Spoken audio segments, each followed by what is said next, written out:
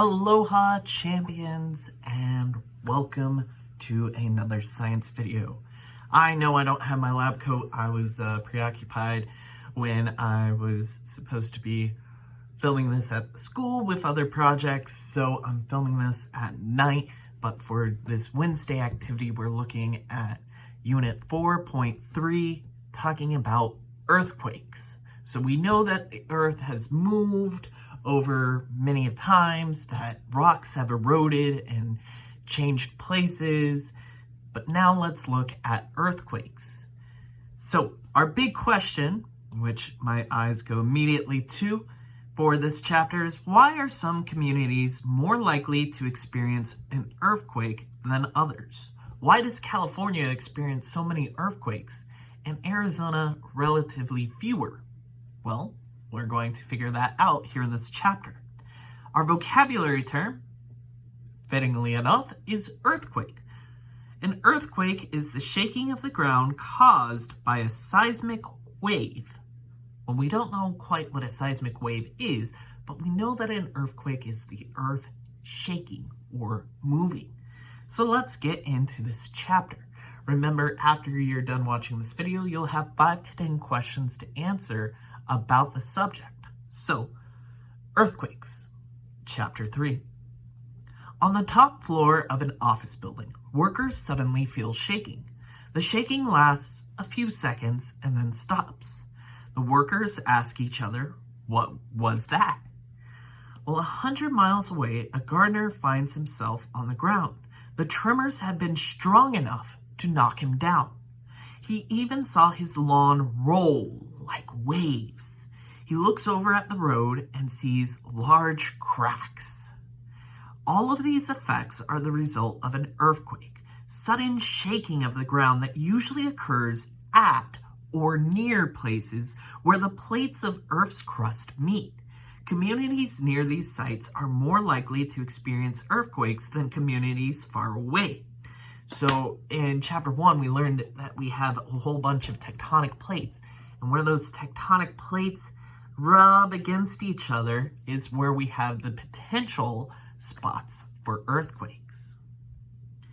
Here in this picture, we have a picture of an earthquake causing cracks in the road and how we have this kind of ripple effect in the road of how it shook the earth nearby.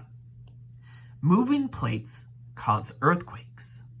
Plate movements cause earthquakes. When the plates push against each other, pressure builds up, and over time, one plate can suddenly slip over and under or alongside the other plate.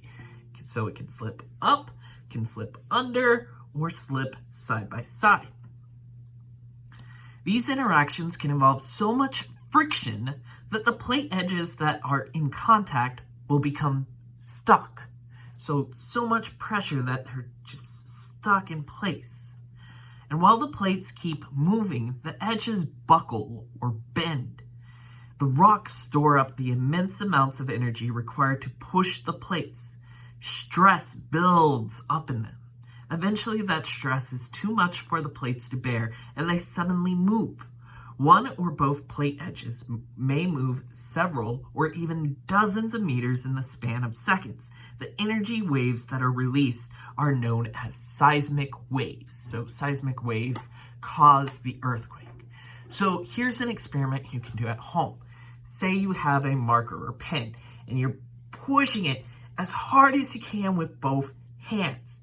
Well, eventually all that pressure of you pushing that is going to make this pen want to go someplace. And so, as you see, once that pen finally gets released, my right hand moved farther ahead than my left hand. Well, that's just my hands. My hands putting about 25 pounds of pressure on each other, so 50 pounds total. We're talking the earth. We're talking about plates of crust that hold up entire cities. So that's thousands of tons of pressure. And when that pressure finally releases and that hand jolts forward because the marker was released, well, that's the earth moving meters ahead. Okay? So here we have an example of what happens during an earthquake. Before the earthquake, the ground is flat, the road is intact, and the power lines are tight. So this looks like a normal road, minus all the construction if you live here in Phoenix. As the seismic waves move through the earth, the ground can move in different ways. It's never always the same way. It changes. The ground can expand and contract in the same direction as the wave. It can move up and down. It can move back and forth across the direction of the wave. It can move in a circular motion. Okay, so here we have the movement. We see that the road is all broken up. The lines are not tight. We've got a dip in the road. Notice the type of damage caused when the ground moves back and forth across the direction of the wave. So back and forth, it's breaking up all those rocks. If it's moving up and down, or in a circular motion, it's causing those power lines to snap and the road to crack and hills to form that weren't there before. The map here shows the locations of nearly 1,000 earthquakes. Notice how the circles that mark the earthquakes are mostly along the gray lines. The gray lines mark boundaries between plates. Earthquakes along these boundaries are caused by plate movements. People who live near these areas experience more earthquakes than people who live elsewhere. There is also significant volcanic activity, and we'll talk about volcanoes in a future chapter, along these plate boundaries. So all along the coast of California, Mexico, South America, up into Alaska, over to Russia, Japan, China, Australia, this is known as the Ring of Fire because it has so much movement happening with that Pacific plate moving in contact with the plates that make these up. So you've got earthquakes and potential volcanoes all along these spots. Now you can have earthquakes away from these spots, but those are usually more man-made. These are naturally occurring from the moving of plates. So even though they can happen in other places where plates aren't moving, it's more likely to happen where the tectonic plates are moving. Okay? The surface effects of earthquakes. How an earthquake affects Earth's surface depends on the size of the seismic wave, what the ground is made of, and what is on the surface. In some places, the ground can be made up of loose or water-saturated soil. When seismic waves pass through it during an earthquake, anything that is on top of the soil could sink or topple over. Firmer ground shakes less, but it can move up or down relative to its original position. This can cause a lot of damage to any structures built over that area. Earthquakes can also loosen rocks and sediment from slopes. When this happens, landslides can occur. Landslides can damage or destroy both natural or human-made structures. Communities where there are many hills or mountains and where it rains a lot are far more likely to experience landslides than communities where the land is mostly flat.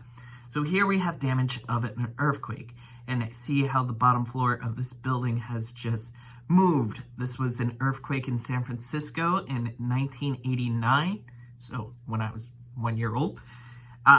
Much of the worst damage occurred in areas such as the Marina District, where it was built on loose soil because it's closer to the water, so the soil is a little wet and not as firm. So it moves and breaks apart what buildings are there. Here we have evidence of a landslide where people were built up against this hill. The earth shook all this dirt loose from the hills and just poured all that land down on the road that was there and some of the buildings that they had. Measuring and detecting earthquakes. Earthquakes are detected and measured by tools called seismographs. These tools, also known as seismometers, convert the vibrations caused by seismic waves into lines that look like a graph. The greater the peaks, the stronger the earthquake. Seismic waves can travel across Earth's surface and through Earth's mantle and crust. and seismometers can detect earthquakes that are thousands of miles away. Seismologists study the readings from seismographs and work together to help communities prepare for danger in their areas. Geologists measure earthquake strength on a scale of magnitude. The scale is based on how much energy the earthquake releases and the size of the seismic waves. A magnitude 3 earthquake generates waves that are 10 times larger than a magnitude 2 earthquake. So vocabulary term for this is magnitude, that is the size or extent of an earthquake. How high did those peaks go on the seismograph? This is a readout from a seismograph, all these waves, and you can see here's the largest part of the earthquake, but you've got a lot of tremors afterwards. It still shakes and rumbles. It doesn't calm down once it does the one big push. It's going to continue to have that friction, okay? Here's how a seismograph works. It works by having a steel column with a wire that's holding a pin and a weight. And that pin with the weight is supposed to hang nice and steady. And as the earth moves, it will shake back and forth on this revolving paper-covered drum. And this is how we get the seismographic meterings. Living with earthquakes. So earthquakes are going to happen, especially if you live in that ring of fire, California, Japan, Russia. Those are places that are going to have earthquakes, but people have adapted and have found ways in which to live with those earthquakes. In Japan, for example, earthquakes are very common. They have caused very much damage. The construction industry there has developed new designs to make buildings more resistant to seismic waves. There are many criteria and constraints that the industry had to consider. Criteria are the things the solution must do or have. Constraints are the things that limit possible solutions. So any kind of design or engineering, you have to think of what your criteria is, what do you want to accomplish, and your constraints. What are your limitations to what you can accomplish? Having alarm systems that provide notice of an earthquake before its wave strikes is one way of coping with earthquakes. So if you know, hey, there's an earthquake 100 miles away or 1,000 miles away, some distance away, you can prepare. Another is to avoid building in areas where the ground is vulnerable to landslides. Avoid building up against the hills or mountains. Those might bring stuff down. Try to move towards flatter land. When an earthquake occurs, you should take shelter under a table or desk. So if I lived in an area where I knew that an earthquake would be, my safest place would be right under my desk. Because that way the desk should take any weight that would fall on me. If my roof were to collapse or if other things in my room were to fall off the walls, this would protect me. So I want to protect myself under something strong. If there is neither of these, take shelter along an interior wall. So I'd move away from my window closer to the middle of my house so that if anything were shaking or moving, I'd have less things falling on me. Okay? You want to remain on your knees and bend over. The smaller you contract yourself, the less likely something is to seriously hurt you. Or if it does fall on you, you can get out of that position easier than if you were splayed with your arms and legs everywhere. Okay? If possible, you want to cover your head, neck, and back, your sensitive areas that your spinal cord protects. If possible, hold on to something sturdy until the shaking stops. Okay? So here is an earthquake-resistant building. It resists going left and right, standing as tall as it can. It resists vibration, and it has a strong enough foundation that it won't move. Buildings can be resistant to earthquakes if they are made of very strong materials that vibrate without breaking. Braces can transmit the vibrations more evenly throughout the building. Small structures at the building's base can wobble or roll without transferring much motion to the rest of the building. So engineers and scientists have found ways for people who live in those areas more commonly affected by earthquakes where they have a better chance of survival. They can't guarantee it, but they can make it as safe as possible for what they know of the earthquakes in that area. But remember, earthquakes are never the same, even if they're in the same area. Some move up and down, some move circular. Earthquakes are unpredictable, but by setting up seismographs, we can track them and we can set up early alarm systems to prepare you to duck and cover to safety. So hopefully you enjoyed learning a little bit about earthquakes. In our upcoming video on Friday, we'll be learning about tsunamis, which occur when earthquakes happen. We'll later move on to volcanoes and other geological wonders that happen here on planet Earth. So thank you for your time. I hope you stay awesome, and I will catch you in the next video.